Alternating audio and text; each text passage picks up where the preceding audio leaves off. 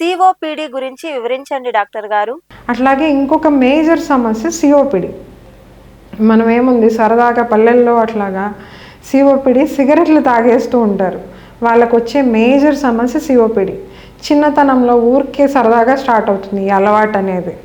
అది ఎంత ప్రమాదకరమైందంటే ఒక వయసు వచ్చిన తర్వాత 40-45 వరకు దాని వలన ఇబ్బంది ఏమి ఉండదు. ఎంత సిగరెట్లు తాగినా 45 దాటంగానే వాళ్ళకి నెమ్మదిగా లక్షణాలు రావడం స్టార్ట్ అవుతూ ఉంటాయి.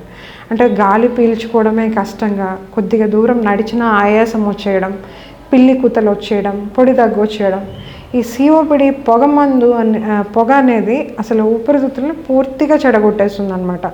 గాలి పీల్చగొట్టాలే కాకుండా ఊపిరితిత్తులను లూజ్ చేసేస్తుంది. ఇప్పుడు మనకి రబ్బర్ బ్యాండ్ సాగితే పని చేయదు కదా, అట్లాగే ఊపిరితిత్తులు మనకి సాగిపోతే దాని సాగే తత్వం పోతే పని చేయవు.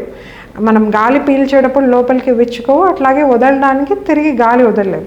సో ఈ సిఓపిడి వాళ్ళలో మెయిన్గా ఆక్సిజన్ అనేది లోపలికి పోదు, అట్లాగే కార్బన్ డయాక్సైడ్ అనేది బయటకు వదలడం కష్టమైపోతుంది.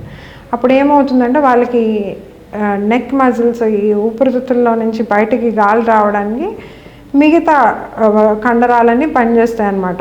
దానికి ఆయాసం ఎక్కువగా అనిపించడం, కొంచెం 2 అడుగులు వేసినా కష్టంగా అనిపించడం. మరి వీళ్ళకేంటి ట్రీట్మెంట్? వీళ్ళకి కూడా మెయిన్ పీల్చే మంది దారి. ఆ పీల్చే మందులోనే చెప్పాను కదా రకరకాలు ఉంటాయి. ఆస్తమా వాళ్ళకి ఒక రకమైన మందు పెడతాము, ఈ సిఓపిడి వాళ్ళకి ఒక రకమైన మందు సజెస్ట్ చేస్తాము. ఇట్లాగా సిఓపిడి వాళ్ళకు కూడా పీల్చే మందు రూపంలోనే ఇస్తాం. మెయిన్ రక్తం గుండా పోయేది జస్ట్ సపోర్టివ్ మెడిసిన్ అనమాట. ఫస్ట్ అన్నిటికంటే మెయిన్ ఈ స్మోకింగ్ సెసేషన్. అంటే అసలు సిగరెట్లు వాళ్ళు ఆపేసినట్లయితే అక్కడి నుంచి ఊపిరితిత్తులు దిగజారడం అనేది ఆగిపోతుంది. అలాగే ఆపకుండా మందులు పీల్చుకుంటూ సిగరెట్లు అనేవి కంటిన్యూ చేస్తే ఊపిరితిత్తు పనితనం అనేది ఇంకా తగ్గిపోతుంది. మామూలుగా మనకి వయసుతో పాటు ఊపిరితిత్తు అనేది పని చేయడం తగ్గిపోతుంది. ఈ సిగరెట్లు తాగే వాళ్ళకు డబల్ రేట్లో, ఇప్పుడు 1.5 టైమ్స్ డబల్ ది రేట్ అనమాట. అంత ఫాస్ట్గా ఊపిరితిత్తులో శక్తి అనేది తగ్గిపోతుంది. చివరికి ఆయాసం పెరిగి గుండె మీద ఒత్తిడి కింద మారుతుందన్నమాట.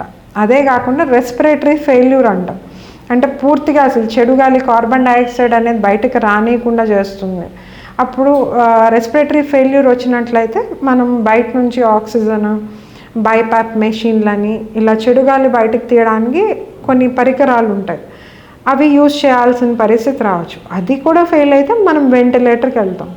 కాబట్టి సిఓపిడి అనేది అంత ప్రమాదకరమైనది. దీనికి మనం సింపుల్గా చేయవలసింది ఏంటంటే జస్ట్ స్మోకింగ్ అనేది ఆపేస్తే చాలు. ఈరోజు అంటే మేము ఆల్రెడీ ఊపిరితిత్తు డ్యామేజ్ అయింది కదా, ఇప్పుడు ఆపి ఏం లాభం అని అయితే అనుకోవద్దు.